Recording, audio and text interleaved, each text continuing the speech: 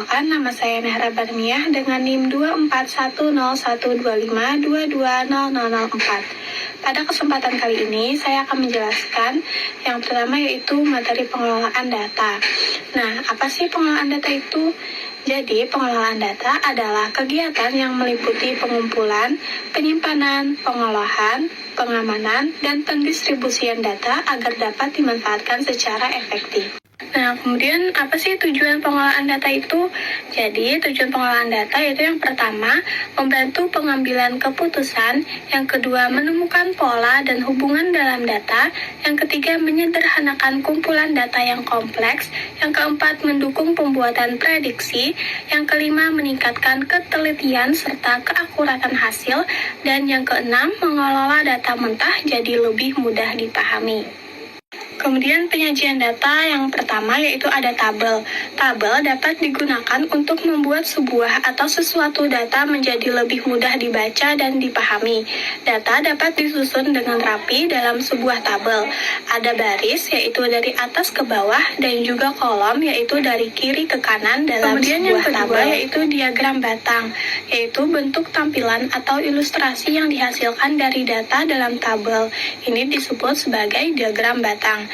Bentuknya seperti batang atau blok dengan panjang batang yang mewakili tiap jumlah data.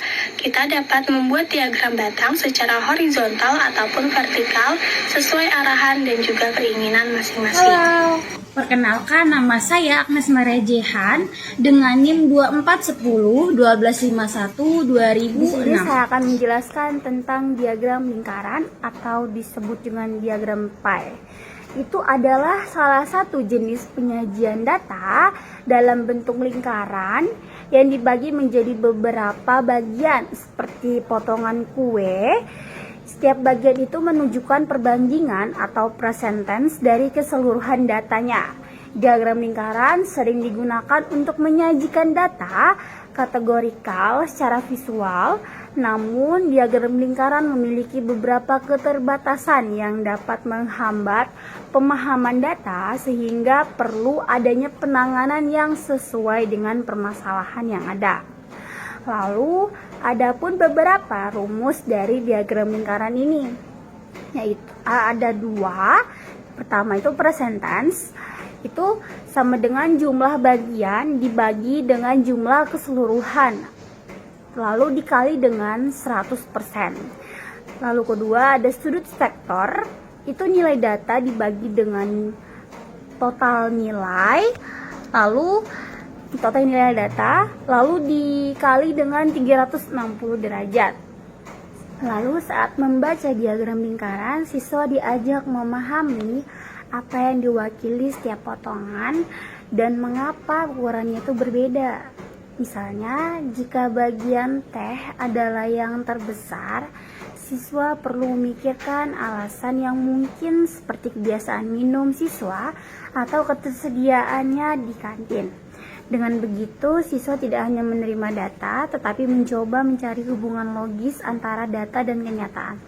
Berpikir kritis juga terlihat ketika siswa membandingkan antara bagian. Jika dua bagian kecil digabung ternyata lebih besar daripada bagian terbesar. Siswa dapat menanyakan maknanya atau alasan dibalik perbedaan itu. Analisis seperti ini membantu siswa melihat bahwa data tidak berdiri sendiri, melainkan saling berhubungan. Setelah menganalisis, siswa belajar menarik kesimpulan berdasarkan bukti. Mereka dapat menyatakan pendapat dengan alasan yang jelas.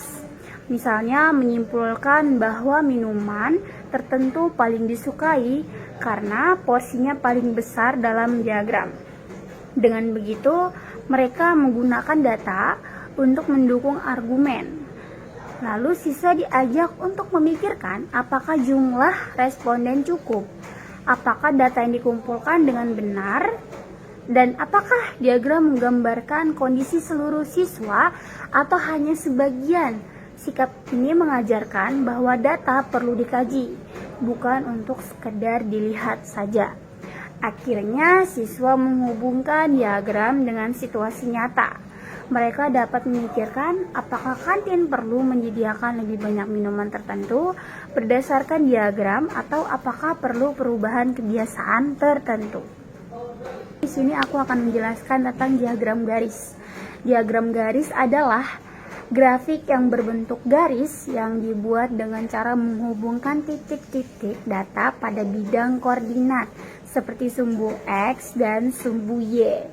Biasanya digunakan untuk menunjukkan perubahan data secara berurutan dari waktu ke waktu, sehingga bisa terlihat apakah data naik, turun, atau tetap. Nah, diagram garis itu dapat membantu pembaca untuk memahami bagian fenomena berubah secara berurutan. Dalam penelitiannya seperti pertumbuhan populasi setiap tahun, meningkatkan nilai siswa setiap semester, atau fluktuasi penjualan setiap bulan. Kekuatan utama diagram garis terletak pada kemampuan mereka untuk menunjukkan kecenderungan secara visual, memungkinkan pembaca untuk melihat secara langsung apakah data mengalami peningkatan, penurunan, atau pola tertentu seperti lonjakan dan penurunan tajam.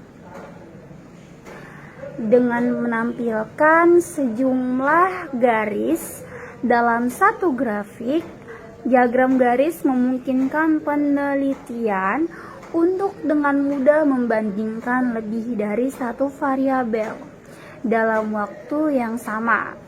Namun, penggunaan terlalu banyak garis harus dihindari karena dapat membuat grafik sulit dibaca. Perkenalkan, nama saya Rizka Nisa dengan NIM 2410-1252-20003. Di sini saya akan menjelaskan mengenai histogram. Apa itu histogram? Histogram adalah diagram batang yang menunjukkan distribusi frekuensi data yang telah dikelompokkan. Artinya, kita mengelompokkan data ke dalam beberapa kategori atau interval, lalu menghitung beberapa banyak data yang termasuk dalam tiap kelompok tersebut. Setiap batang pada histogram mewakili jumlah data dalam kelompok tersebut. Semakin tinggi batangnya, maka semakin banyak data yang masuk ke kelompok itu. Histogram ini sangat berguna untuk melihat pola data seperti kelompok nilai yang paling sering muncul atau melihat sebaran data secara keseluruhan. Sekarang adalah poligon. Poligon itu merupakan grafik yang dibentuk dengan cara menghubungkan puncak-puncak batang histogram pada nilai tengah di setiap kategori. Dengan poligon, kita bisa melihat tren dan pola sebaran data dengan lebih jelas. Misalnya, kita bisa mengetahui apakah data cenderung terkumpul di nilai tertentu atau tersebar merata.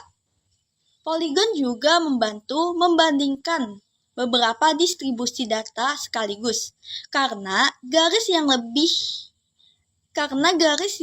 terbentuk lebih mudah dilihat daripada batang yang menumpuk. Halo semuanya, sebelumnya perkenalkan nama saya Nika Deksunanti dengan NIM 24101252200026. Jadi di sini saya akan menjelaskan materi tentang mean dan median. Yang pertama kita bahas dulu tentang mean. Jadi mean atau rata-rata adalah ukuran pemusatan data yang digunakan untuk mengetahui nilai rata-rata dari sekumpulan data. Mean dihitung dengan menjumlahkan semua nilai data lalu membaginya dengan jumlah data yang ada. Setelah memahami apa itu mean secara umum, sekarang kita masuk ke jenis mean yang pertama, yaitu mean pada data tunggal. Mean data tunggal adalah rata-rata dari sekumpulan data yang nilai tiap datanya diketahui. Mean dihitung dengan menjumlahkan semua data, lalu dibagi jumlah data. Rumusnya yaitu X bar sama dengan sigma X dibagi N, atau X bar sama dengan jumlah seluruh data dibagi dengan banyaknya data. X bar ini adalah jumlah data yang ingin diamati. Selanjutnya, kita lanjut ke mean data berfrekuensi. Mean data berfrekuensi adalah nilai rata-rata dari sekumpulan data yang sudah dikelompokkan berdasarkan frekuensi masing-masing nilai. Rata-rata data berfrekuensi diperoleh dengan mengalikan setiap bilangan dengan frekuensinya, menjumlahkan seluruh hasilnya, lalu membaginya dengan total frekuensi. Sekarang kita masuk ke mean data berkelompok. Mean data berkelompok adalah nilai rata-rata yang dihitung dari data yang sudah disusun dalam bentuk tabel distribusi frekuensi. Karena datanya dikelompokkan dalam interval kelas, nilai setiap data tidak diketahui secara pasti, sehingga yang digunakan adalah titik tengah kelas. Nah, rumus pada mean data berkelompok adalah X bar sama dengan sigma Fi dikali Xi dibagi dengan sigma Fi, di mana X bar ini adalah jumlah data yang diamati, sigma Fi adalah frekuensi, dan Xi adalah nilai tengah di setiap kelas. Setelah mean, sekarang kita masuk ke median. Median adalah nilai tengah dari sebuah data yang sudah diurutkan. Median membagi data menjadi dua bagian yang sama besar. Selanjutnya yaitu menghitung median. Yang pertama, median pada data tunggal. Cara menghitungnya yaitu yang pertama, urutkan semua nilai dari kecil ke besar. Yang kedua itu hitung jumlah data n. Nah, jika n-nya itu ganjil, posisi mediannya itu bisa dihitung dengan rumus n ditambah 1 dibagi 2, nilai setelah pengurutan, ambil nilai pada posisi itu. Nah, jika n-nya itu genap, posisi dua nilai tengah adalah n dibagi 2, dan n dibagi 2 ini ditambah 1. Nah, mediannya itu sama dengan rata-rata kedua nilai tengah. Yang kedua, itu median pada data berkelompok. Nah, yang pertama, tentukan hitung total n, lalu cari 1/2n. Nah, yang keduanya itu tentukan kelas median. Kelas pertama ini yang kumulatifnya lebih dari 1/2n. Yang ketiga, ambil BPF dari kelas itu. Nah, yang keempat, setelah itu, hitung semuanya ke dalam rumus. Rumusnya yaitu MI sama dengan B ditambah F, 1/2N dikurang F dibagi dengan F. Dengan MI-nya itu median, B-nya itu batas bawah kelas median, P-nya itu panjang kelas interval, N-nya itu total frekuensi, F-nya itu frekuensi kumulatif sebelum kelas median, dan F itu adalah frekuensi kelas median. Selanjutnya, yaitu cara memakai median. Nah, median lebih cocok digunakan jika data memiliki outlier atau distribusi miring, karena median tidak terpengaruh nilai ekstrim, berbeda dengan mean yang mudah berubah jika ada data yang terlalu besar atau terlalu kecil. Untuk data ordinal atau data berkelompok, median lebih tepat daripada mean, sebab median bisa menunjukkan posisi tengah, sementara mean kurang bermakna pada data urutan atau interval. Sekian penjelasan dari saya, dan selanjutnya akan dilanjutkan oleh rekan saya. Terima kasih. Halo semuanya, perkenalkan nama saya Nur Kamalia dengan NIM 241012532006. Di sini saya akan menjelaskan atau memaparkan materi tentang pengertian modus. Sebelumnya, modus itu adalah suatu angka yang sering muncul dalam suatu data atau bilangan. Jika hanya ada satu angka yang paling sering muncul, maka itu disebut dengan modus tunggal. Tetapi, jika ada dua atau lebih angka dengan jumlah kemunculannya sama dan paling banyak, itu disebut dengan multimodus. Misalnya, pada bimodal itu untuk 2 modus dan trimodal untuk 3 modus.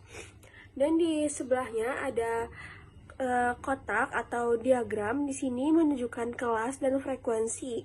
Modus ini dapat divisualisasikan dalam diagram batang atau histogram. Tinggi batang itu menunjukkan frekuensi data, batang tertinggi itu menunjukkan data yang sering muncul dan itu disebut dengan modus. Oke, next yaitu cara menghitung modus. Di sini cara menghitung modus data tunggal yang pertama, catat semua data. Yang kedua, hitung berapa kali setiap nilai itu muncul. Dan yang ketiga, nilai yang muncul itu yang paling banyak adalah disebut dengan modus. Itu cara mencari data tunggal. Tapi kalau kita mencari data berkelompok atau tabel frekuensi, yang pertama itu dengan menggunakan rumus yaitu MO sama dengan L tambah FI per F1 tambah F2 dikali C. Keterangannya, L itu sama dengan tepi bawah kelas modus, F1 itu sama dengan frekuensi kelas modus atau frekuensi kelas sebelumnya. Kalau F2 itu frekuensi kelas modus atau bisa juga disebut frekuensi kelas sesudahnya. Dan C itu adalah panjang interval kelas tersebut. Baik, contoh soalnya akan dijelaskan oleh rekan saya. Terima kasih. Baik, kembali lagi dengan saya, Nur Kamalia, dengan NIM 241012532006. Di sini saya akan menjelaskan materi tentang besaran penyebaran data. Besaran penyebaran data itu adalah suatu ukuran statistik untuk melihat sebaran nilai data dari nilai ke pusat. Ukuran tersebut terbagi menjadi beberapa macam. Yang pertama itu jangkauan atau range, yang kedua kuartil dan jangkauan antar kuartil, yang ketiga variansi, dan yang keempat pencicilan. Oke, next. Nah, di sini saya akan menjelaskan terlebih dahulu tentang jangkauan atau range. Jangkauan atau range itu adalah pengukuran untuk mengetahui selisih dari nilai terbesar dan nilai terkecil pada data yang menyebar dengan rumus yaitu J atau jangkauan sama dengan nilai terbesar dikurang nilai terkecil. Mungkin itu saja penjelasan dari saya. Untuk contoh soalnya akan dilanjutkan oleh rekan saya. Terima kasih. Besaran penyebaran data adalah suatu ukuran statistik untuk melihat sebaran nilai data dari nilai pusat. Ukuran tersebut terbagi menjadi beberapa macam, yaitu jangkauan, range, kuartil dan jangkauan antar kuartil, variansi, pencilan. Jangkauan, range, adalah pengukuran untuk mengetahui selisih dari nilai terbesar dan nilai terkecil pada data yang menyebar. J sama dengan nilai terbesar dikurang nilai terkecil. Ada materi selanjutnya yaitu kuartil. Kuartil adalah ukuran statistik yang membagi data yang sudah diurutkan menjadi 4 bagian sama besar. Ada 3 kuartil utama. Yang pertama ada Q1 yaitu kuartil 1 dengan data 25% terbawah. Lalu yang kedua ada kuartil 2 atau Q2 sama dengan median atau titik tengah data. Lalu yang ketiga ada Q3 atau kuartil 3 sama dengan data 25% teratas. Fungsinya yaitu menunjukkan tentang penyebaran data di bagian tengah 50% data jadi lebih stabil dibanding jangkauan biasa yang hanya pakai nilai terbesar dan terkecil. Lalu yang kedua di sini ada jangkauan antar kuartil. Jangkauan antar kuartil atau biasa yang disebut interkuartil range atau IQR. Jangkauan antar kuartil adalah selisih antara kuartil ketiga Q3 dan kuartil pertama Q1. Rumusnya yaitu IQR sama dengan Q3 dikurang Q1. Fungsinya untuk menunjukkan rentang penyebaran data di bagian tengah 50% data jadi lebih stabil dibandingkan jangkauan biasa yang hanya pakai nilai terbesar dan terkecil. Lalu di materi ketiga yaitu ada variansi. Variansi adalah ukuran yang menunjukkan seberapa jauh data menyebar dari rata-ratanya. Variansi dilambangkan dengan S kuadrat, sedangkan simpangan baku dilambangkan dengan S. Hubungannya adalah simpangan baku merupakan akar dari variansi dan variansi merupakan kuadrat dari simpangan baku. Lalu di sini ada rumus simpangan baku. Yang pertama yaitu S sama dengan akar dari jumlah XI dikurang X kuadrat dibagi N. Lalu yang kedua di sini ada S sama dengan akar dari jumlah FI dikalikan dengan XI kurang X kuadrat dibagi jumlah frekuensi. Lalu di sini ada rumus variansi. Kuadrat dari simpangan baku yaitu S kuadrat.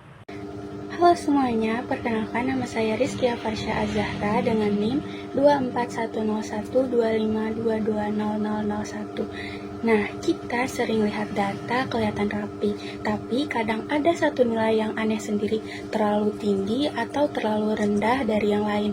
Disinilah konsep pencilan atau outlier dipakai. Pencilan atau outlier adalah data yang nilainya jauh sekali dari kumpulan data lainnya. Misalnya, semua tinggi badan teman-teman kelas sekitar 145 sampai 156 cm. Nah, ada satu yang 200 cm. Pencilan bisa muncul karena kesalahan pencatatan, kesalahan pengukuran, atau memang ada data yang ekstrim. Karena pencilan bisa memengaruhi hasil analisis, kita perlu tahu caranya mendeteksi. Nah, berikut adalah langkah-langkah untuk menentukan outlier atau pencilan. Langkah yang pertama, kita harus mengurutkan semua data dari nilai yang paling kecil ke nilai yang paling besar.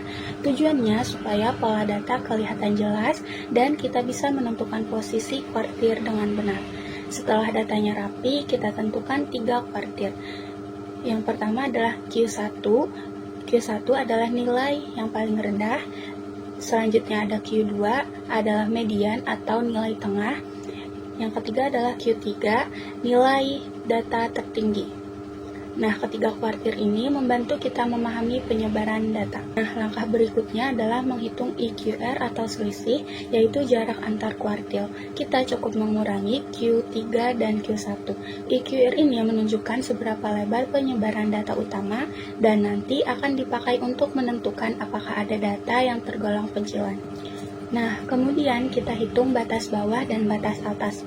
Rumusnya yang pertama, batas bawah sama dengan Q1 kurang 1,5 dikali EQR. Yang kedua ada batas atas sama dengan Q3 ditambah 1,5 dikali EQR. Batas ini berfungsi sebagai patokan, jadi data yang berada di luar rentang disebut dianggap sebagai tidak wajar atau terlalu jauh dari data lainnya. Nah, langkah yang terakhir adalah kita tinggal melihat data yang berada di bawah batas bawah atau di atas batas atas. Kalau ada nilai yang lebih kecil dari batas bawah atau lebih besar dari batas atas, nilai itu disebut outlier atau pencilan.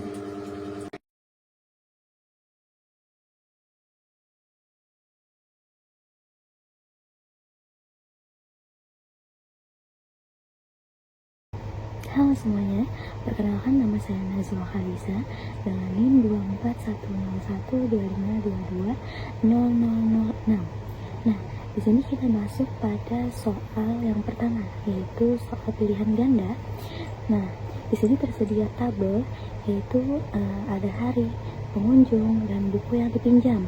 Nah, pada hari Senin itu ada 120 pengunjung dan buku yang dipinjam 90. Pada hari Selasa itu ada 150 pengunjung, buku yang dipinjam itu 110. Hari Selasa pengunjungnya 180, buku yang dipinjam 100. Kamis 200 pengunjung, buku yang dipinjam 150. Dan hari Jumat pengunjung 140, buku yang dipinjam 130. Nah, pertanyaannya, pada hari mana rasio jumlah buku dipinjam per pengunjung paling rendah? Kita masuk pada pembahasan, yaitu menggunakan cara berpikir kritis. Yang pertama, memahami pertanyaan, di mana pertanyaan meminta untuk menentukan hari dengan rasio buku dipinjam per pengunjung yang paling rendah. Nah, artinya kita harus membandingkan hasil perhitungan rasio dari setiap hari.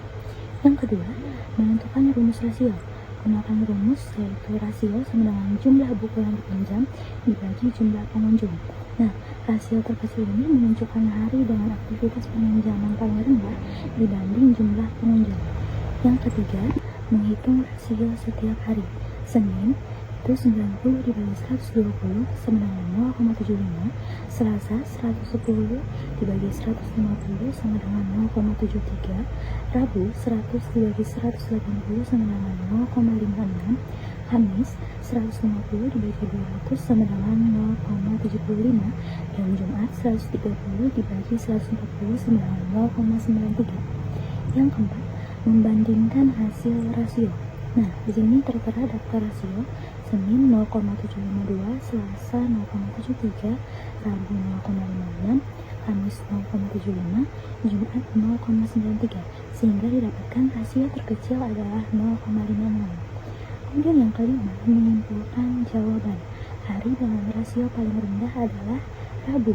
Jawabannya C. Kita masuk ke soal pilihan ganda yang nomor 2. Soalnya, teh 200, kopi 180, jus 250, air mineral 300, soda 190. Pertanyaannya, mana yang paling tepat untuk mengkritisi kesimpulan tersebut? Kita masuk kepada pembahasan. Nah, di sini yang pertama, kita harus memahami pertanyaan. Soal tadi itu memberikan data jumlah produk yang terjual, di mana teh terjual sebanyak 200, kopi 180, jus 250, air mineral 300, dan juga soda 190. Nah, kemudian ditanyakan pernyataan mana yang paling tepat untuk mengkritisi kesimpulan tersebut. Artinya, di sini kita harus menemukan kritik yang paling logis berdasarkan data dan juga fakta bahwa penjualan tidak selalu menunjukkan kesukaan. Kemudian yang kedua, itu kita harus menganalisis data penjualan. Dari data terlihat bahwa air mineral memiliki jumlah penjualan tertinggi, yaitu sebanyak 300, namun penjualan tinggi belum tentu berarti paling disukai, karena bisa dipengaruhi faktor lain, yaitu seperti harga yang lebih murah, stok lebih banyak, kebutuhan mendesak, pilihan minuman yang terbatas, dan lain sebagainya. Kemudian yang ketiga, yaitu menilai setiap opsi jawaban. Nah, kita itu harus memeriksa apakah setiap opsi berkaitan dengan kritik yang benar. Yang pertama, A. Benar, karena jumlahnya paling banyak. Nah, ini tidak tepat, karena justru menerima kesimpulan tanpa berpikir kritis. Yang B. Tidak tepat, karena diagram tidak menunjukkan keuntungan.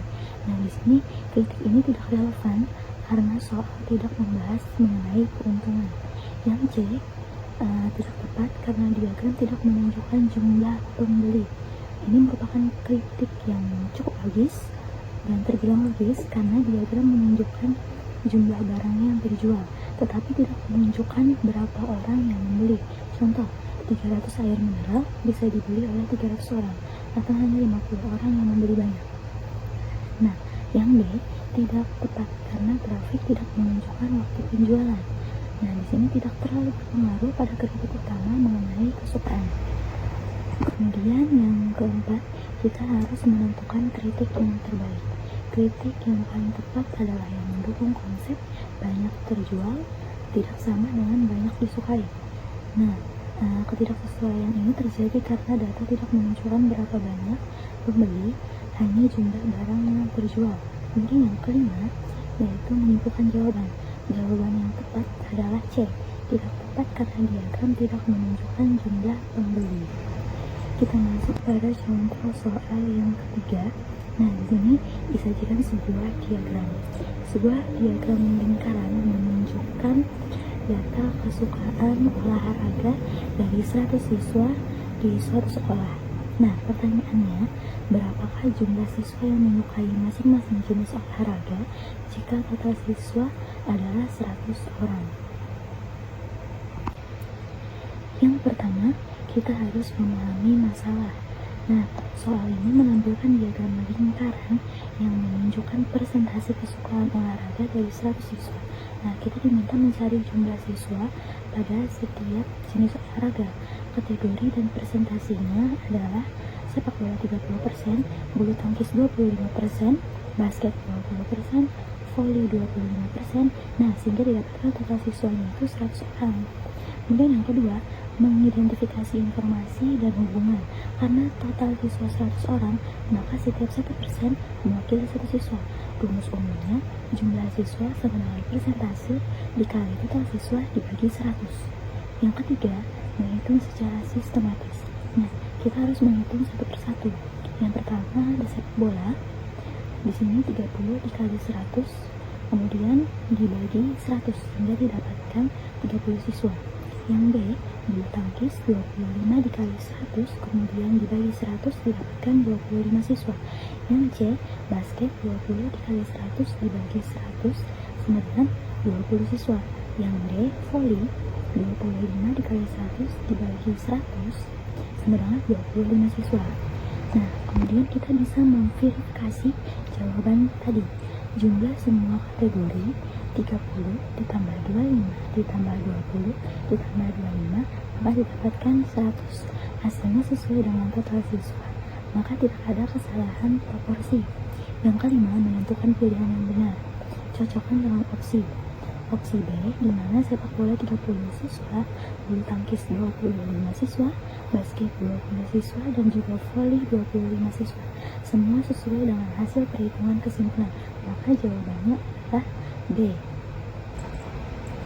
Nah, di sini kita masuk ke soal yang nomor 4. Diagram garis menunjukkan jumlah pengunjung perpustakaan sekolah selama 6 bulan. Pertanyaannya, berdasarkan diagram garis tersebut, kunjungan perpustakaan dari Januari sampai Juni adalah, perhatikan tabelnya ya. Nah, kita masuk pada pembahasan. Yang pertama, memahami masalah. Pertanyaan meminta kita untuk menentukan tren perubahan jumlah pengunjung dari Januari hingga ke Juni. Artinya kita harus melihat apakah setiap bulan terjadi kenaikan, penurunan, atau campuran dari keduanya. Yang kedua, kita bisa mengidentifikasi data dari grafik. Dari diagram garis jumlah pengunjung tiap bulan dapat kita ketahui, yaitu Januari 120, Februari 150, Maret 180, April 160, Mei 205, dan juga Juni 240.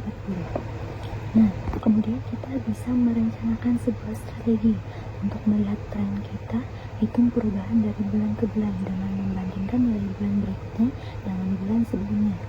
Yang keempat, hitung perubahan tiap bulan. Januari ke Februari itu 120 ke 150, maka naik. Februari ke Maret 150 dari 180, maka naik. Maret hingga April 180 ke 160, nah itu turun. Kemudian April ke Mei itu 160 sampai ke 200, maka naik. Mei ke Juni 200 sampai 240, maka naik. Sorry, yang sebelumnya tadi untuk bulan Mei itu 200. Nah, kemudian kita analisis dan refleksi. Pola perubahannya yaitu naik, naik, turun, dan juga naik, naik. Artinya tren keseluruhan menunjukkan mulai dengan kenaikan, terjadi satu kali penurunan kecil di April lalu naik lagi sampai Juni. Nah, pola ini paling cocok dengan B. Naik lalu turun kemudian naik lagi. Kesimpulannya, jawaban yang benar adalah B. 5. Diketahui data hasil ulangan matematika 40 siswa SD sebagai berikut. Nah, ada kolom 40 sampai 49 ada 5 orang, 50 sampai 59 ada 10 orang, 60 sampai 69 ada 15 orang, 70 sampai 79 ada 7 orang, 80 sampai 89 ada 3 orang. Nah, langkah awal dalam pembuatan histogram adalah dengan menentukan titik tengah dari setiap kelas. Berapakah titik tengah untuk kelas 50 sampai langkah-langkah penyelesaiannya adalah yang pertama, kita harus memahami dulu nih masalahnya atau kita harus memahami soalnya dulu. Yang kedua, kita harus mengidentifikasi informasi penting dalam soal tersebut. Nah, kita harus tahu nih batas bawah kelasnya apa. Nah, dari soal itu kita mencari interval 60 sampai 69. Jadi batas bawahnya itu adalah 60. Sedangkan batas atas kelas adalah 69. Nah, jadi titik tengahnya sama dengan nilai yang berada tepat di tengah interval. Langkah ketiga menggunakan rumus yang tepat, yaitu titik tengah sama dengan batas bawah ditambah batas atas dibagi 2. Nah, lalu langkah keempat kita bisa menghitungnya secara langsung menggunakan rumus sebelumnya. Jadi batas bawahnya adalah 60, batas atasnya adalah 69, lalu dibagi 2. 60 ditambah 69 menjadi 129 dibagi 2 menjadi 64,5. Jadi pada langkah 5 ini kita harus mengevaluasi pelajaran hasil. Nah, kan tadi ditemukan nilainya 64,5 yang berada di 60 dan 69. Artinya, titik tengah benar-benar mewakili posisi tengah interval. Jadi, kesimpulannya adalah titik tengah kelas 60 sampai 69 adalah 64,5. Yaitu jawabannya Soal nomor B. 6, perhatikan tabel tinggi badan dalam cm siswa berikut. Yang pertama 120 sampai 129 cm ada 3, 130 sampai 139 ada 6 orang, 140 sampai 149 ada 12, 150 sampai 159 ada 10, 160 sampai 169 ada 6. Nah, 170 sampai 179 ada 3. Jadi soalnya adalah tentukan titik tengah dari kelas 150 sampai 159 pada tabel tersebut. Langkah-langkah penyelesaiannya adalah yang pertama kita harus memahami masalahnya dulu. Kita harus tahu soalnya tuh apa. Jadi soalnya tuh kan tadi menentukan titik tengah untuk interval 150 sampai 159. Nah, yang kedua kita harus mencari tahu informasinya yang kita perlukan untuk menjawab soal tersebut. Nah, kita harus tahu nih batas bawah kelasnya apa dan batas atas kelasnya. Jadi batas bawahnya itu karena intervalnya 150 sampai 159, jadi batas bawahnya adalah 150, sedangkan batas atas kelasnya adalah 159. Nah, langkah ketiga kita dapat menggunakan rumus. Rumusnya adalah titik tengah sama dengan batas bawah ditambah batas atas dibagi 2. Nah, langkah keempat kita bisa memasukkan angka-angka ke dalam rumus sebelumnya. Tadi batas bawahnya 150 ditambah dengan batas atas yaitu 159 menjadi 309. Dan hasil itu dibagi 2 dan mendapatkan nilai 154,5. Nah, langkah kelima kita harus memastikan apakah jawaban yang didapat itu sudah benar atau belum. Nah, caranya nilai 154 itu berada di antara 150 dan 159 secara logis dan akurat dan konsisten. Artinya, nilai tersebut benar-benar mewakili pusat interval kelas 150 dan sampai 159. Jadi, kesimpulannya titik tengah kelas 150 sampai 159 adalah 154,5, yaitu C. Nah, soal selanjutnya, nilai ulangan 5 siswa adalah 6, 8, 7, 9, dan 10. Pertanyaannya, berapakah nilai rata-ratanya?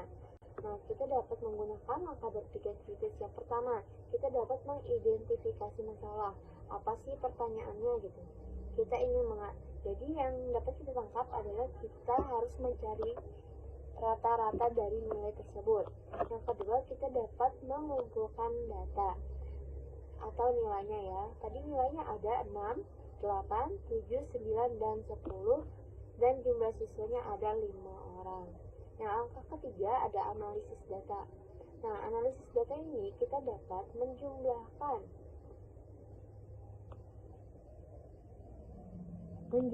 nilai data dari nilai sebelumnya. Tadi ada nilai 6 ditambah 8 ditambah 7 ditambah 9 dan ditambah 10 yang menghasilkan 40. Nah, selanjutnya kita dapat menghitung dengan banyaknya data. Jadi 40 dibagi dengan banyak siswa tadi, jadi 40 dibagi 5 dan didapatkan hasilnya 8. Kita harus mengevaluasi hasil yang kita dapatkan sebelumnya dengan cara apakah 8 ini berada di antara nilai terendah dan tertinggi.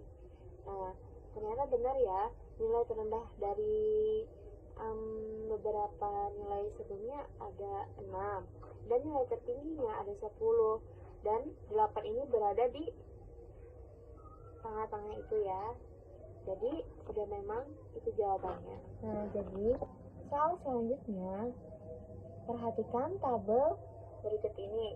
Yang pertama nih ada Oki mendapat nilai 60, Naya 70, Zidan 80, Rina 90. Dan pertanyaannya adalah berapakah nilai rata-ratanya? Maka penyelesaiannya adalah yang pertama kita harus mengidentifikasi masalah atau pertanyaannya. Pertanyaannya adalah mencari nilai rata-rata. Yang kedua, kita dapat mengumpulkan data yang terdapat dalam soal tersebut.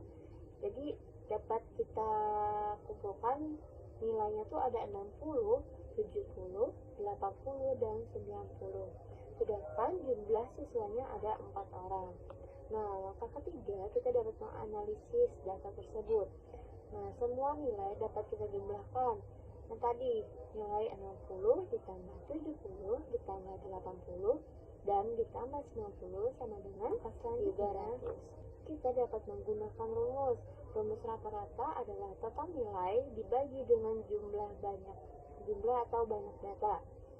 Jadi, rata-rata sama dengan 300 dibagi 4 sama dengan 75. Nah, langkah kelima kita dapat mengevaluasi jawaban yang telah kita dapatkan sebelumnya.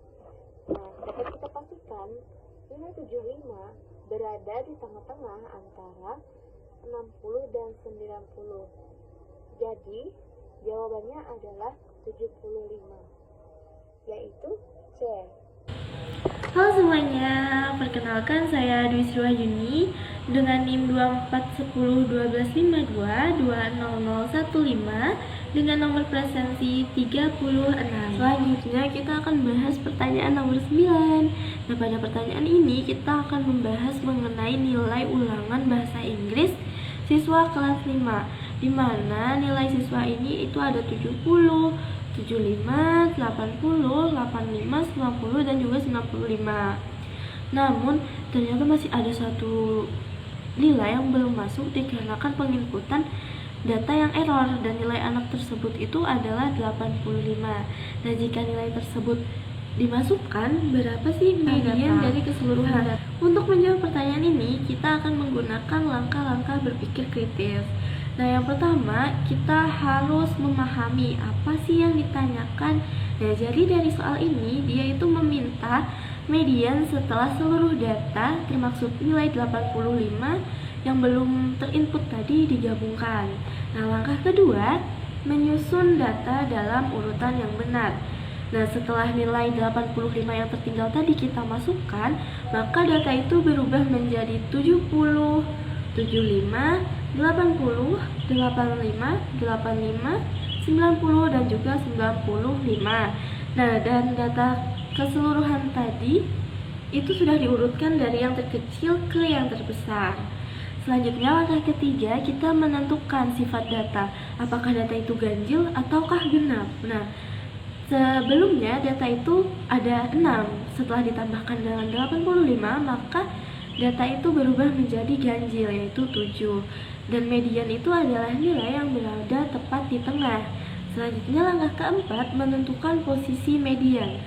Posisi tengah untuk data ganjil itu adalah N ditambah 1 dibagi 2 dikali 7 dikali 7 ditambah 1 dibagi 2 sama dengan 4. Maka median tersebut adalah nilai keempat dari data tersebut.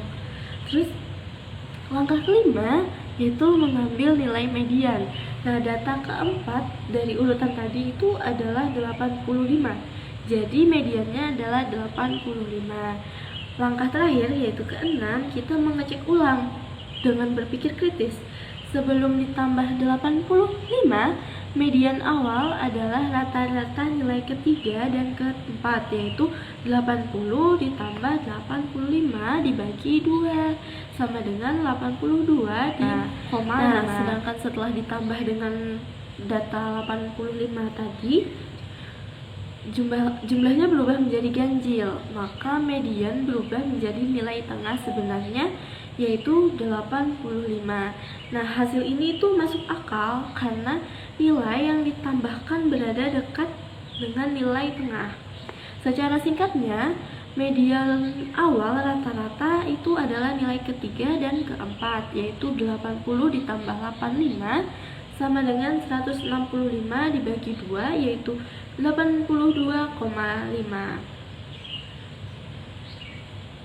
Setelah ditambah satu nilai, yaitu 85 tadi, data menjadi 70, 75, 80, 85, 85, 90, dan juga 95, dan itu bertotalkan 7, yaitu ganjil.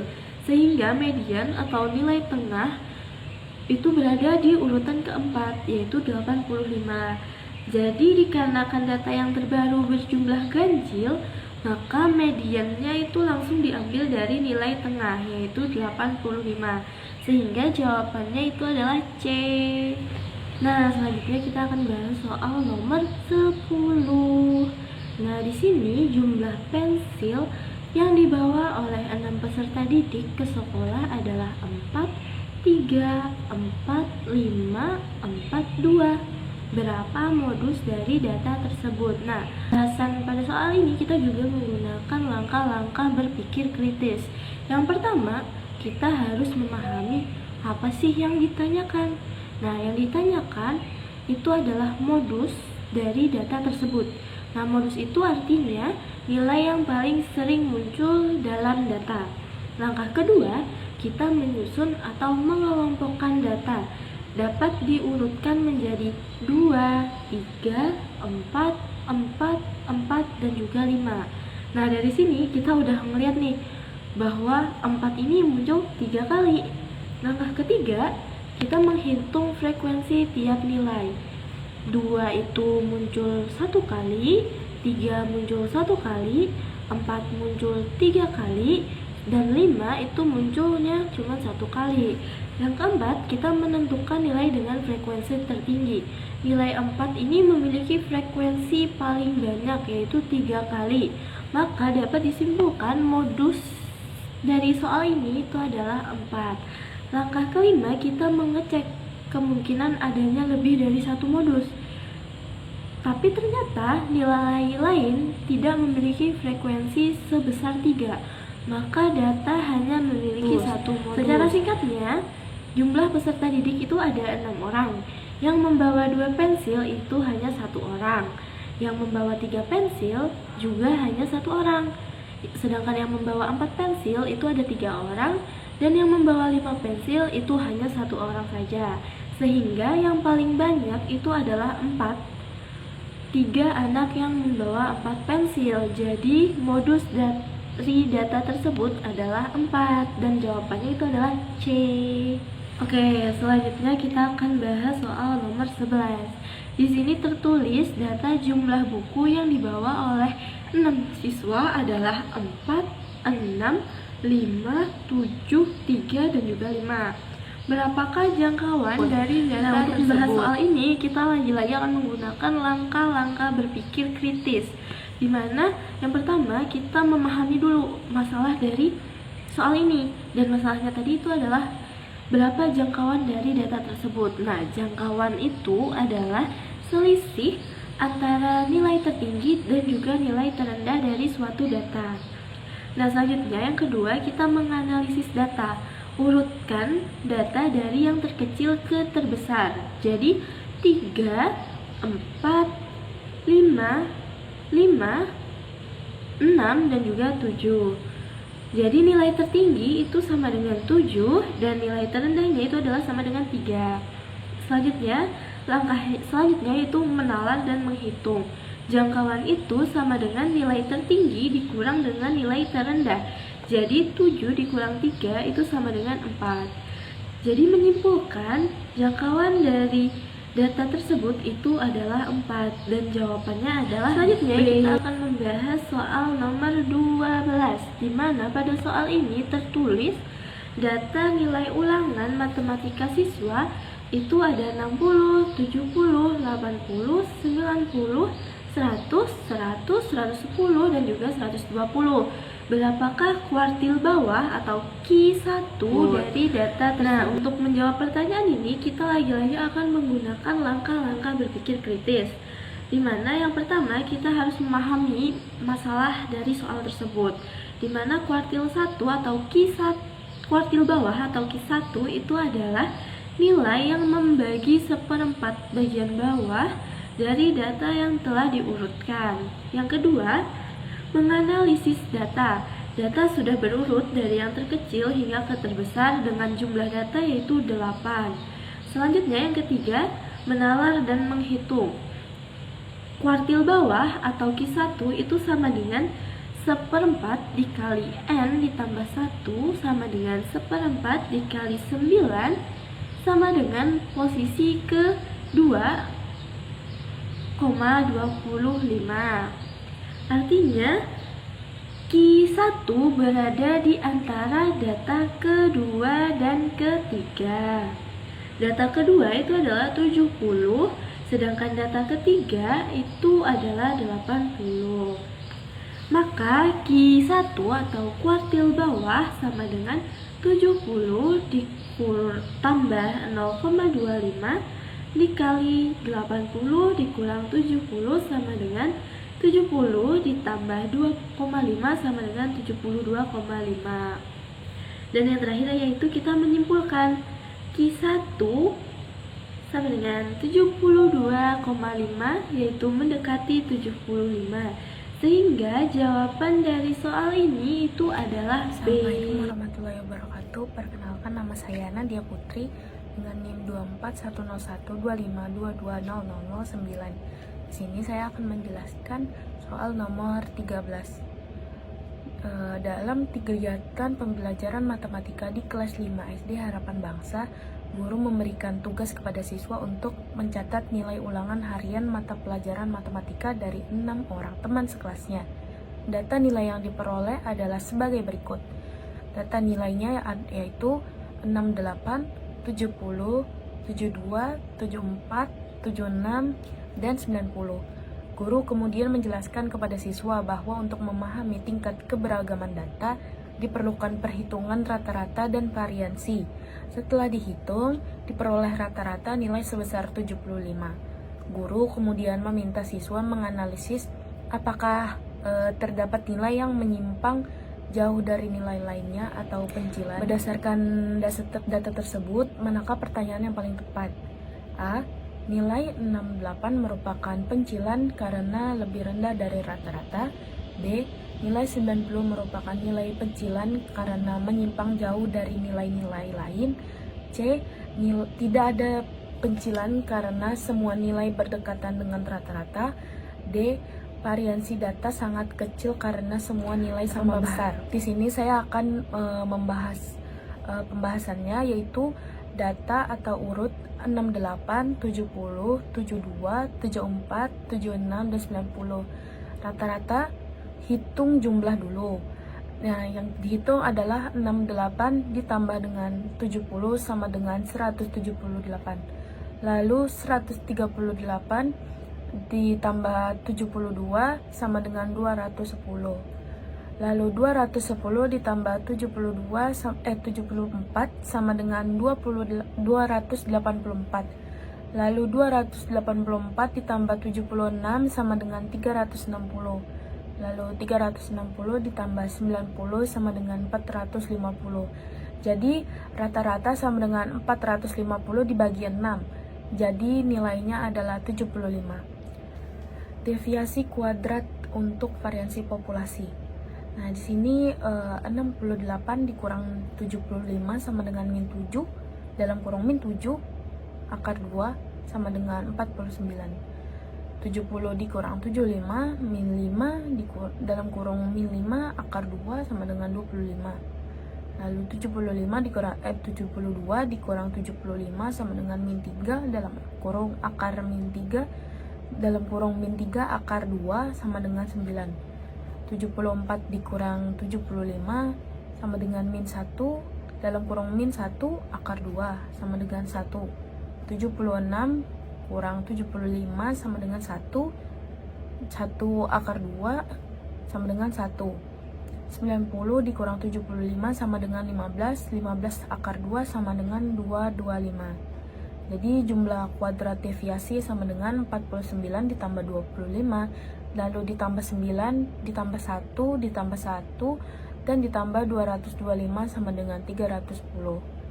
Lalu ada variansi populasi sama dengan 310 dibagi 6 sama dengan 51, ditambah 4 per 6 sama dengan 51,666. Dibulatkan jadi 51,67. Simpangan baku akar 51,666 sama dengan 7,19. Yang D, pemeriksaan pencilan dengan aturan IKR lebih tahan terhadap pencilan. median sama dengan 72 ditambah dalam kurung 72 ditambah 74 dibagi 2 sama dengan 73. Q1 median dari 68 70 72 sama dengan 70. Q3 sama dengan median dari 74 76 90 sama dengan 76. Lalu IKR sama dengan Q3 dikurang Q1 sama dengan 76 dikurang 70 sama dengan 6.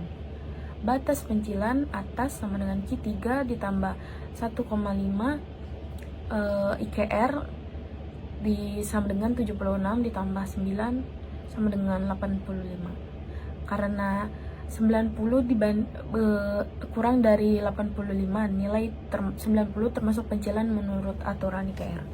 Lalu yang penilaian opsi jawaban A salah, 68 lebih rendah daripada rata-rata tetapi tidak menyimpang ekstrim.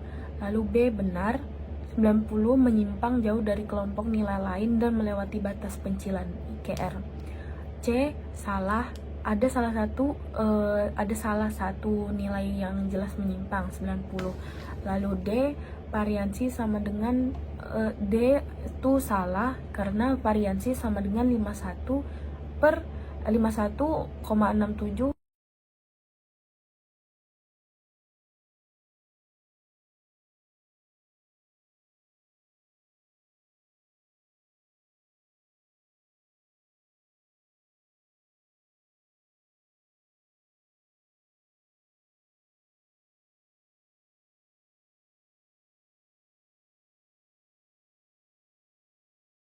Selanjutnya saya akan menjelaskan soal nomor 2. Pahami pertanyaan berikut. A.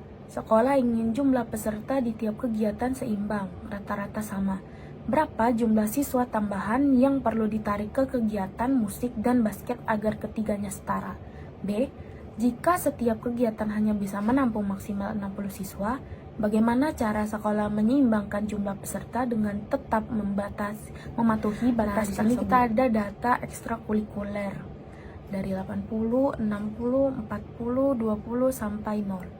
Ada ekstrakurikuler basket, pramuka, dan musik. Pembahasannya yang pertama, sekolah ingin jumlah peserta di tiap kegiatan seimbang rata-rata. Berapa jumlah siswa tambahan yang perlu ditarik ke kegiatan musik dan basket agar ketiganya setara? Di sini saya akan membahas dalam pembahasan pahami. Kita ingin mencari kondisi di mana ketiga kegiatan memiliki jumlah siswa sama besar. Saat ini datanya tidak seimbang.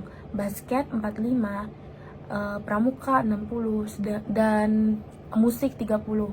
Nah, lalu kita rencanakan. Hitung total siswa, 40 ditambah 60 dan ditambah 30 sama dengan 135 siswa.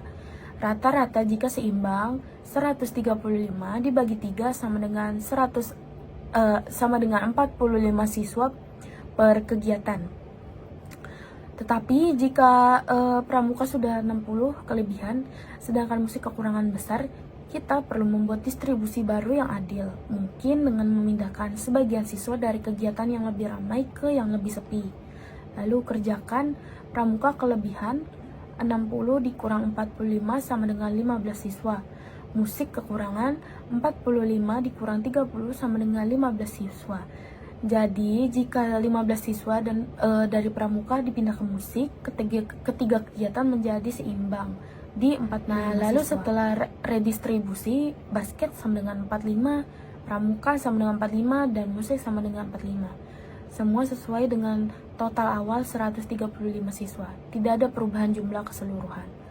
Lalu kita menggunakan model yang kita buat menggambarkan distribusi seimbang, equal distribution model, yaitu total siswa dibagi jumlah kegiatan siswa. Lalu jika setiap kegiatan hanya bisa menampung 65 siswa, bagaimana cara sekolah menyeimbangkan jumlah peserta dengan tetap memenuhi batas tersebut?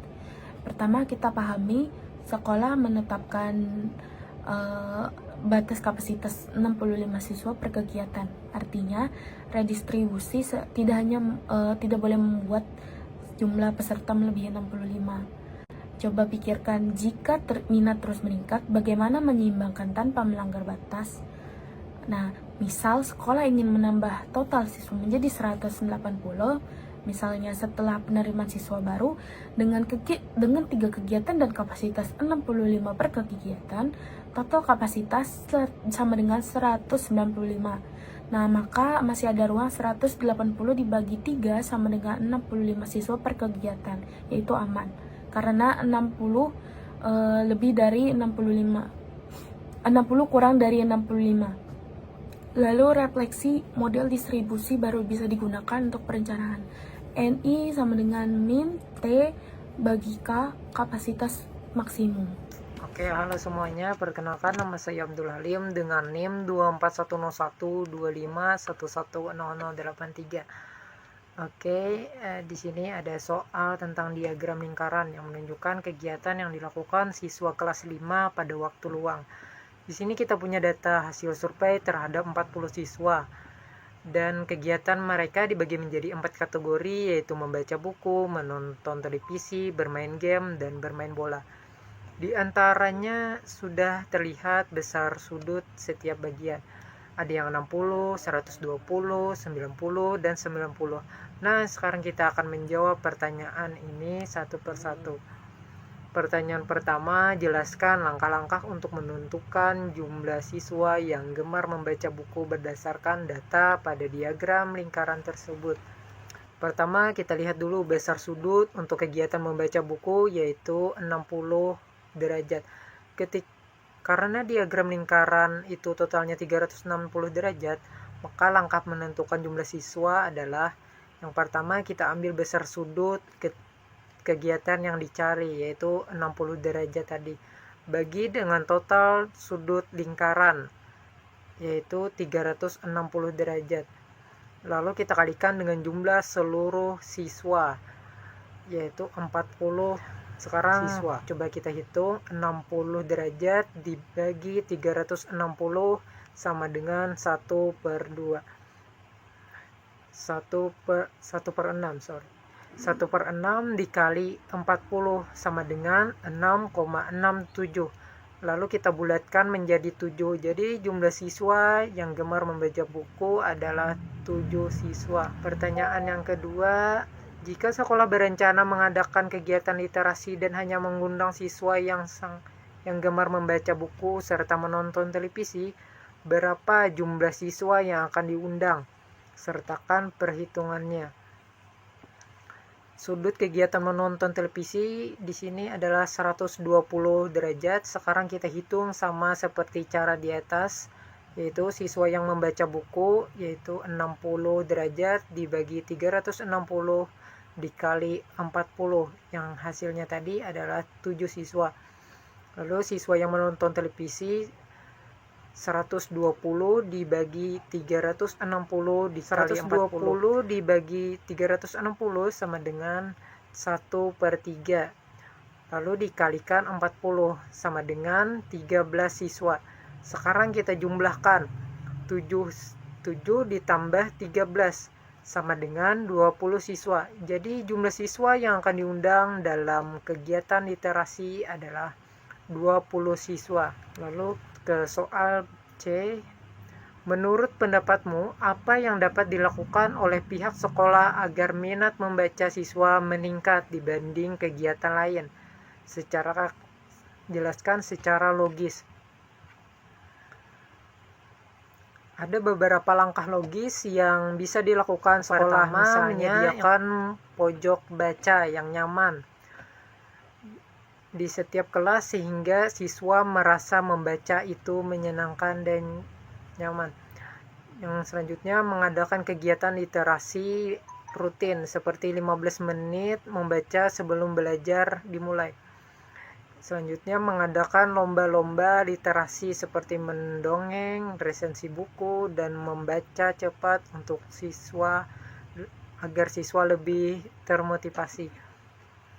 Yang keempat, melibatkan orang tua dengan mengarahkan mereka agar mendampingi anak membaca di rumah. Yang terakhir, menyediakan buku yang menarik dan sesuai usia. supaya siswa merasa isi bacaan lebih dekat dengan kehidupan mereka. Jadi ini penjelasan tentang membaca diagram lingkaran, menentukan jumlah siswa berdasarkan besar sudut, dan bagaimana meningkatkan minat membaca di sekolah. Berikutnya di sini ada data grafik mengenai jumlah pengunjung perpustakaan sekolah selama 6 bulan terakhir, mulai dari Januari sampai Juni. Data ini ditampilkan dalam bentuk grafik garis, dan melalui grafik ini kita bisa melihat bagaimana perubahan jumlah pengunjung setiap bulannya. Pertanyaan pertama, analisislah pola perubahan jumlah pengunjung perpustakaan dari bulan Januari hingga Juni berdasarkan data tersebut. Pertama-tama kita lihat jumlah pengunjung di setiap bulan dari grafik tersebut. Di sini Januari sekitar 60 pengunjung, Februari meningkat menjadi 80 pengunjung, Maret naik lagi menjadi 120 pengunjung, April di sini turun sedikit menjadi 100 pengunjung, Mei kembali naik lagi menjadi 140 pengunjung, Juni terus meningkat hingga mencapai 160 pengunjung. Dari data ini terlihat pola yang cukup jelas. Pada awal tahun jumlah pengunjung bergerak dari 60 menjadi 120 hingga bulan Maret. Setelah itu pada bulan April terjadi sedikit penurunan, tetapi penurunan ini tidak berlangsung lama karena di bulan Mei dan Juni jumlahnya kembali meningkat cukup secara keseluruhan. Pola perubahan selama 6 bulan menunjukkan tren peningkatan, meskipun sampai turun sekali di bulan April. Artinya minat siswa terhadap perpustakaan cenderung semakin baik dari waktu ke waktu. Pertanyaan yang kedua itu, apabila kamu menjadi petugas perpustakaan, strategi apa yang akan kamu terapkan agar jumlah pengunjung terus meningkat pada bulan berikutnya? Jika saya menjadi petugas perpustakaan dan ingin agar jumlah pengunjung terus meningkat, ada beberapa strategi yang bisa dilakukan. Misalnya, pertama, menyediakan koleksi buku yang lebih menarik dan bervariasi, seperti novel, komik edukatif, atau buku pengetahuan populer yang disukai oleh siswa. Yang kedua, membuat program rutin, misalnya hari membaca bersama, pojok review buku, atau rekomendasi buku mingguan yang ditempel di papan informasi sekolah. Yang ketiga, menciptakan suasana perpustakaan yang nyaman dan estetik, seperti menambah dekorasi, tempat duduk empuk, atau ruang baca yang lebih cozy atau nyaman, sehingga siswa merasa betah berada di perpustakaan. Yang keempat, mengadakan kompetensi literasi, misalnya lomba resensi buku, lomba mendongeng, atau tantangan membaca 5 buku dalam sebulan. Hadiahnya tidak perlu besar, cukup sertifikat atau buku gratis, tetapi sangat memotivasi siswa. Dengan strategi ini, perpustakaan bukan hanya menjadi tempat meminjam buku, tetapi juga ruang menyenangkan untuk belajar dan menghabiskan waktu. Soal berikutnya, sekarang kita akan membahas data histogram mengenai kebiasaan lama belajar siswa kelas 6 di rumah. Guru mencatat waktu belajar harian setiap siswa dan mengelompokkan datanya menjadi beberapa interval. Dari sini kita bisa menilai apakah kebiasaan belajar mereka sudah baik atau belum. Kita analisis dahulu datanya, yaitu ada 0 sampai 20 menit ada 4 siswa, 21 sampai 40 menit ada 9 siswa, 40 sampai 60 menit ada 13 siswa, sampai 80 menit ada 10 siswa, 81 sampai 100 menit ada 4 siswa. Total keseluruhan siswa adalah 4 ditambah 9 ditambah 13 ditambah 10 ditambah 4 sama dengan 40 siswa. Nah, kita analisis kebiasaan belajar mereka. Jika kita perhatikan Jumlah siswa terbanyak berada pada kelompok 41 sampai 60 menit, yaitu sebanyak 13 siswa, kemudian disusul oleh 61 sampai 80 menit sebanyak 10 siswa. Artinya sebagian besar siswa belajar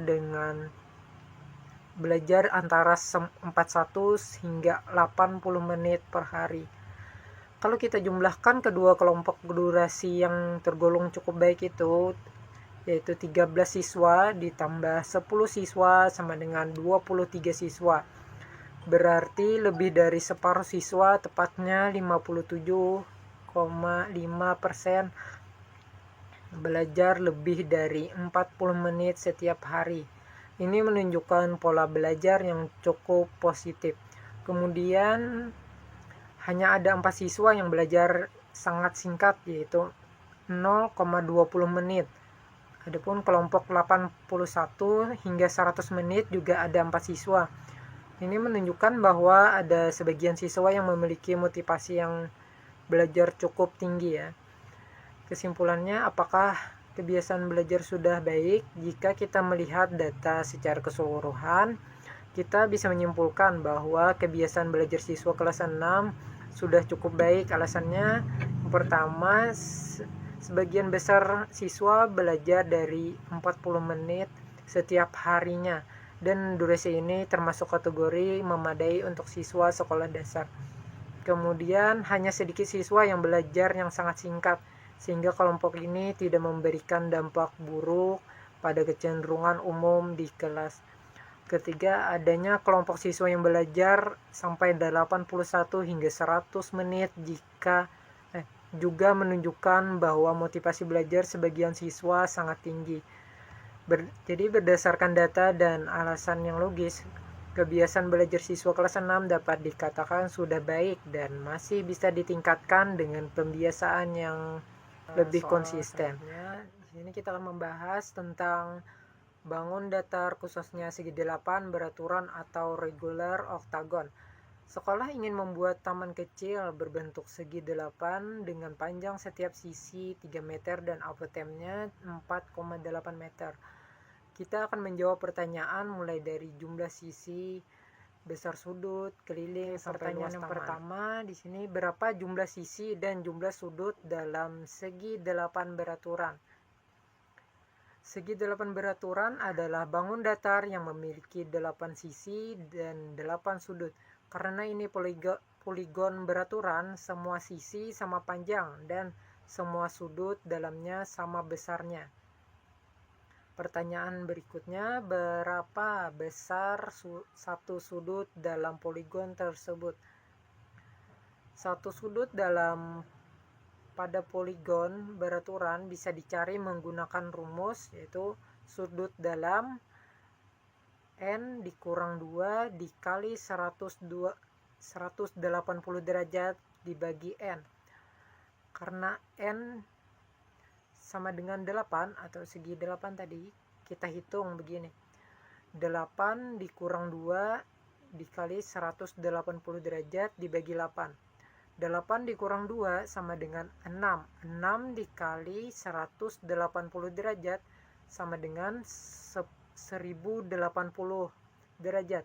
Lalu kita bagikan dengan 8 sama dengan 135 derajat. Jadi besar satu sudut dalam segi 8 beraturan adalah 135 derajat. Pertanyaan yang berikutnya, C. Berapa keliling taman? Karena panjang setiap sisi adalah 3 meter dan total ada 8 sisi, maka kelilingnya yaitu keliling sama dengan 8 dikali 3 sama dengan 24 meter. Jadi keliling taman ada 24 meter. Pertanyaan berikutnya, D. Berapa luas taman menggunakan apotem? Untuk poligon beraturan, luas dapat dihitung dengan rumus luas 1/2 dikali keliling dikali apotem. Jika sudah tahu kelilingnya tadi 24 meter dan apotemnya 4,8 meter, tinggal kita masukkan luas 1/2 dikali 24 dikali 4,8. Luas 1/2 dikali 24 sama dengan 12. 12 dikali 4,8 sama dengan 57,6. Jadi luas taman adalah 57,6 meter persegi. Pertanyaan berikutnya yang terakhir C. Jika satu pot bunga membutuhkan 2 meter pangkat 2 dan sekolah ingin menaruh 12 pot, apakah luas taman mencukupi? Jelaskan dengan alasan yang logis. Oke, di sini satu pot bunga membutuhkan luas 2 meter persegi. Sekolah ingin menaruh 12 pot sehingga total kebutuhan luas adalah 12 dikali 2 sama dengan 24 meter pangkat 2. Taman yang dibuat memiliki luas 57,6 meter pangkat 2 yang jauh lebih besar daripada 24 meter pangkat 2. Jadi luas taman sangat mencukupi, bahkan masih ada ruang sisa lebih dari setengahnya. Demikian penempatan 12 pot dapat dilakukan dengan leluasa dan tetap nyaman. Demikian pembahasan tentang 8 beraturan dan penerapannya dalam konteks perencanaan taman di sekolah. Itu saja, semoga penjelasan ini membantu kalian memahami soal-soal matematika tadi. Assalamualaikum warahmatullahi wabarakatuh. Perkenalkan, nama saya Irfan Mahmud, NIM 241151108. Di sini saya akan menjelaskan soal esai yaitu nomor 7 sampai dengan nomor 10. Yang pertama adalah soal nomor 7. Sebuah kelompok belajar awalnya terdiri dari 4 siswa. Mengenai tugas masing-masing adalah 80, 75, 85, dan 90. Nah, untuk meningkatkan kualitas tim, dosen menambahkan satu anggota baru yang memiliki nilai 95. Jadi, berapakah rata-rata nilai kelompok setelah anggota baru tersebut bertambah? Pembahasannya, yang pertama kita memahami masalah terlebih dahulu. Diketahui nilai 4 siswa adalah 80, 75, 85, dan 90. Kemudian ditambahkan satu anggota baru dengan nilai 95. Kita diminta untuk menentukan rata-rata baru setelah penambahan anggota. Angkatan dari rata-rata tersebut ditentukan yang pertama total seluruh nilai jumlah siswa setelah ditambah anggota baru.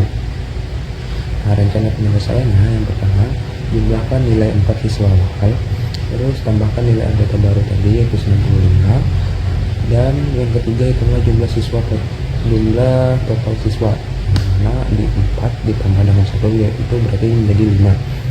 Gunakan rumus min rata-rata, itu total nilai dibagi sama dengan bentuknya. Yang pertama menjumlahkan nilai 4 siswa awal. Nilai awal itu kan 80, 75, 85, 90. Dijumlahkan menjadikan hasil 330. Jadi total nilai 4 siswa adalah 330. Nah, menambah nilai anggota baru tadi memiliki nilai 95. Jadi total 4 siswa tadi ditambah dengan anggota baru yang memiliki nilai 95, jadi 330 ditambah 95 menjadi 425. Jadi total nilai 5 siswa adalah 425. Yang ketiga adalah rata-rata setelah kita hitung rata-rata setelah penambahan anggota. Jumlah siswa sekarang itu adalah 5. Rata-ratanya sama dengan total nilai dibagi dengan jumlah siswa. 425 dibagi 5 maka menghasilkan 85. Jadi rata-rata nilai kelompok setelah anggota baru bergabung itu adalah 85. Rata-rata. Jadi kesimpulan dan pemeriksaan, rata-rata nilai kelompok setelah anggota baru bergabung adalah 85. Pemeriksaannya, cek rata awal 330 dibagi 4 sama dengan 82,5. Jadi nilai anggota baru 95 itu lebih tinggi dari 82,5, sehingga wajar rata-ratanya menjadi naik. Jadi soal nomor 8, sebuah toko roti mencatat jumlah roti yang terjual dalam 4 hari berturut-turut yaitu 120 roti, 150 roti, 135 roti, dan 165 roti. Nah, pada hari kelima, toko membuka promo sehingga penjualan meningkat menjadi 190 roti. Berapakah rata-rata jumlah roti yang terjual per hari selama 5 pembahasan? Yang pertama, kita memahami masalah terlebih dahulu. kita ingin mencari min atau rata-rata dari 5 data penjualan. Rumus min tadi, jumlah seluruh data dibagi dengan banyak data. Jadi kita perlu yang pertama menjumlahkan seluruh penjualan selama 5 hari, terus membagi totalnya dengan 5. Nah, rencana penyelesaiannya, tentukan banyak data, N itu sama dengan 5, hitung total penjualan 5 harinya, terus terapkan rumus min, total dibagi dengan banyak datanya. Cara yang ketiga adalah dengan perhitungan. Yang pertama, jumlahkan satu persatu, jangan langsung ditumpuk. Dari mana 120 ditambah 150 menghasilkan 270, 270 ditambah 135 menghasilkan 405, 405 ditambah 165 sama dengan 570, 570 ditambah 190 sama dengan 760. Jadi total penjualan 5 hari adalah sebanyak 760 roti. Langkah kedua hitung minnya, dimana min tadi total dibagi dengan banyak data. Totalnya tadi kan 760 dibagi dengan 5 sama dengan 152. Jadi dapat kita simpulkan bahwa rata-rata penjualan roti selama 5 hari adalah 152 roti per hari. Untuk memastikan hal ini benar, itu dilakukan pemeriksaan ulang. Nah, total penjualan hitung kembali, yang dimana 120 ditambah 150 ditambah 135 ditambah 165 ditambah 190 menghasilkan 760. Itu sesuai dengan hasil sebelumnya. Terus kita pembagiannya juga kita cek ulang, yang dimana 760 dibagi 5 itu menghasilkan 152, dan hasilnya konsisten. Nah, secara logis angka 152 itu berada di antara rentang data dari 120 sampai 190, sehingga nilai ini masuknya soal nomor 9. Seorang guru ingin mengetahui hasil ulangan matematika dari 10 siswanya. Data nilai siswa ditampilkan dalam tabel berikut. Nah, tentukan median dan modus dari nilai dari tabel tersebut. Pasalnya diketahui nilai siswa ada 70, 75, 80, 80, 85, 85, 90, 90, 90, 95. Nah, jumlah datanya ada 10. Penyelesaiannya, langkah pertama mengurutkan data dari nilai terkecil ke terbesar. 70, 75, 80, 80, 85, 85, 90, 90. Langkah kedua menganalisis dan menghitung. Nah, jumlah datanya tadi kan ada 10. Terus kita hitung median rata-rata dari data kelima dan keenam itu adalah 85 dan 85. Jadi kita tambahkan 85 ditambah 85 itu 170 dibagi 2 menghasilkan 85. Jadi nilai mediannya adalah 85. Untuk modusnya, nilai yang paling sering muncul adalah 90. Kenapa 90? Karena 90 muncul sebanyak 3 kali.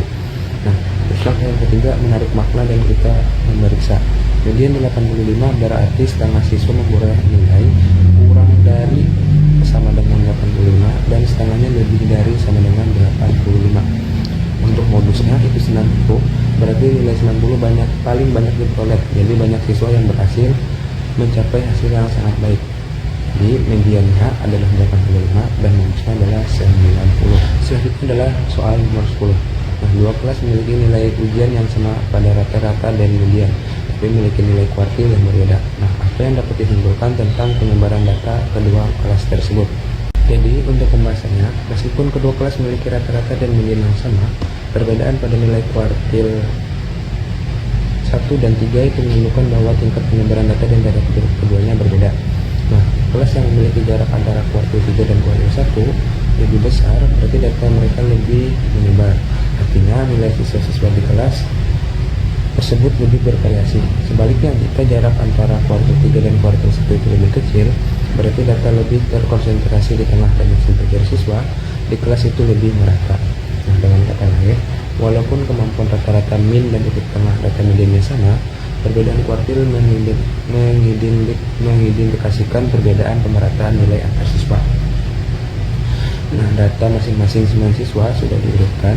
Kelas A ada 60, 62, 64, 66, 68, 70, 72, 74, dan 76. Untuk kelas B itu ada 50, 50, 58, 60, 4, 66, 68, 70, 76, 80, dan 80.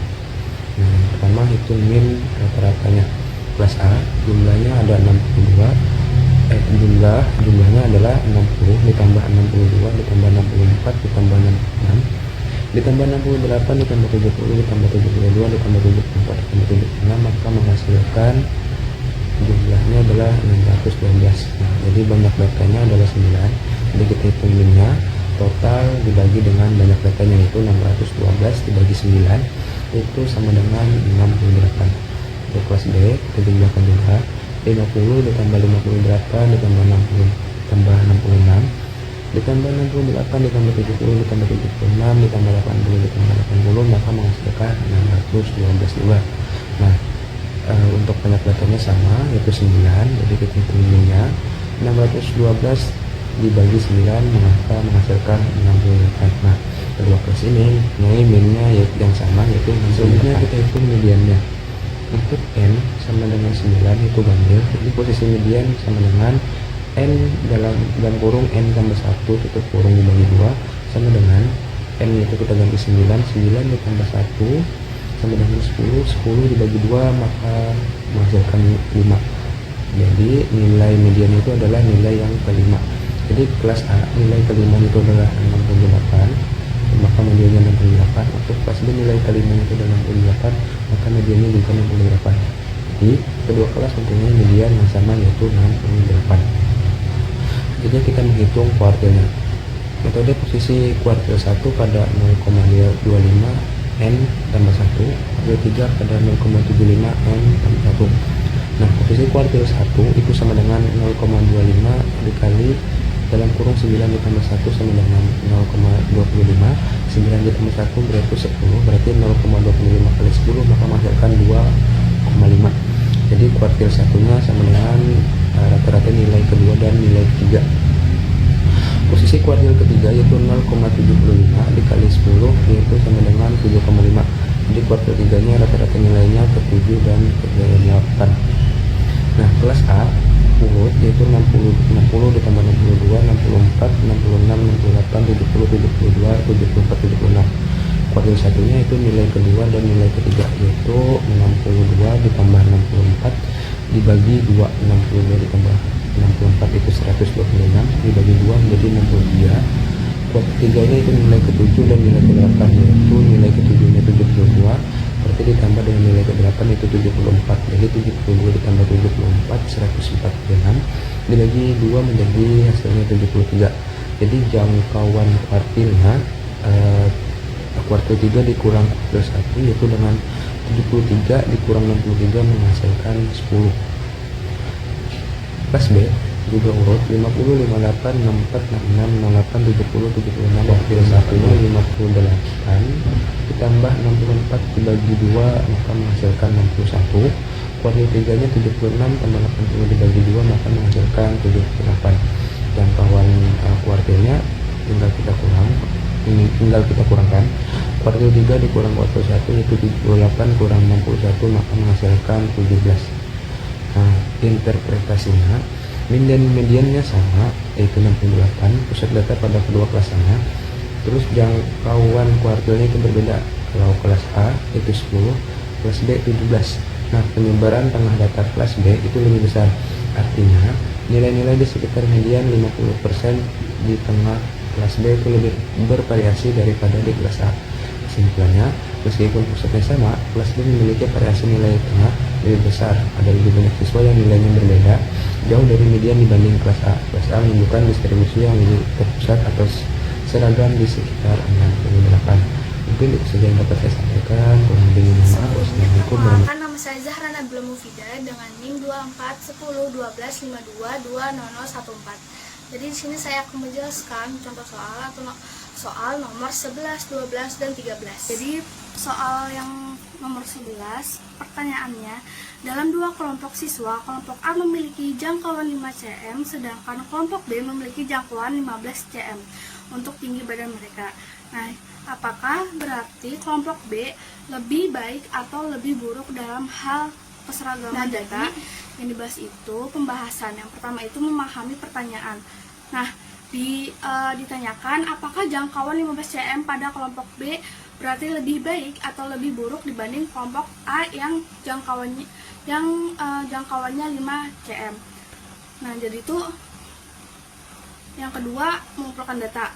Jadi kan kelompok A itu kan minimal 150, maksimal berarti 155, berarti range-nya 5 cm.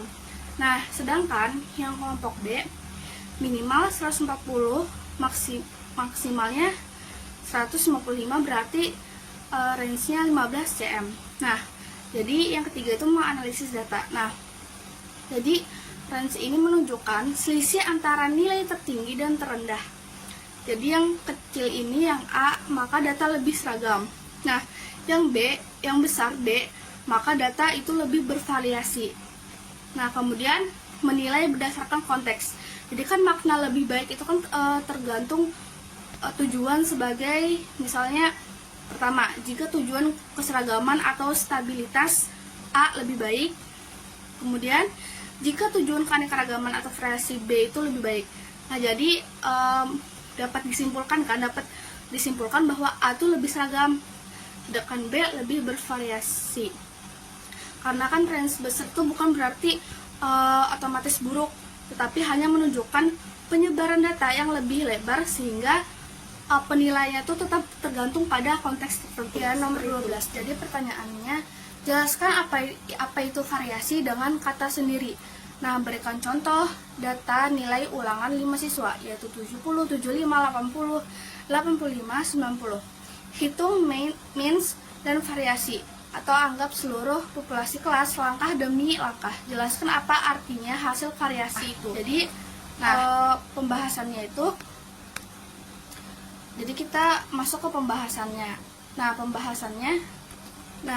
Jadi pertama itu variasi mengukur seberapa jauh nilai-nilai dalam satu kelompok tersebar atau nilai di sekitar rata-rata. Nah, kemudian variasi besar atau nilai lebih tersebar. Kemudian variasi kecil, nilai lebih dekat ke rata-rata. Nah, datanya tuh 70, 75, 80, 85, 90. Jadi sama dengan N sama dengan 5. Nah, jadi langkah-langkahnya berpikir kritis. 1. Pahami. Jadi kita tuh ingin rata-rata dan variasi data. Pahami dulu. Kemudian yang kedua itu rencanakan, hitung. Jadi hitung jumlah means, kemudian selisih tiap data terhadap means, jumlah kuadrat, dan kemudian bagi dengan N. Kemudian kerjakan, lakukan perhitungan. Nah, jadi setelah kerjakan, periksa, cek penjumlahan dan pembagian, kemudian refleksi, artikan hasilnya, kemudian baru hitung langkah demi langkah. Nah, jadi pertama itu jumlah data. Jadi kan 70, 75, 80, 85, dan 90. Jadi tinggal ditambah, semua ditambah. Nah, hasilnya semua ditambah itu, maka 70 tambah 75 tambah 80 tambah 85 tambah 90 sama dengan 400. Kemudian means, jumlah sama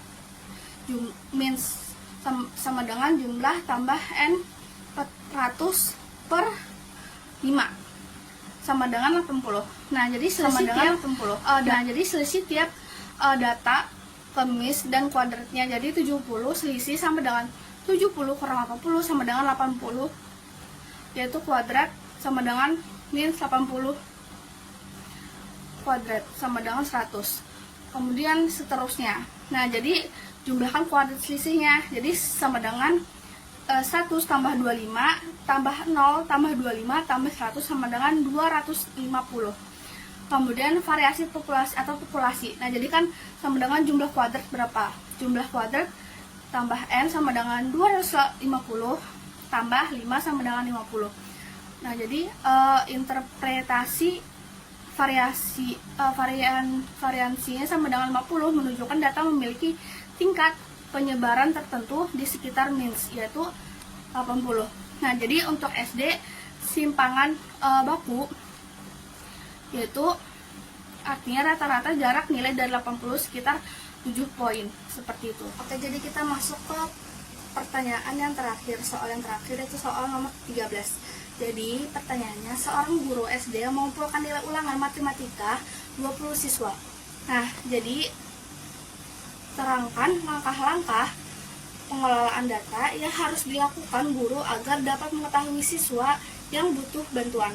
Sertakan bagaimana variasi dan pencilan membantu keputusan guru. Masuk ke pertanyaan yang terakhir, soal yang terakhir itu soal nomor 13. Jadi pertanyaannya, seorang guru SD mengumpulkan nilai ulangan matematika 20 siswa. Nah, jadi terangkan langkah-langkah pengelolaan data yang harus dilakukan guru agar dapat mengetahui siswa yang butuh bantuan. Sertakan bagaimana variasi dan pencilan membantu keputusan guru.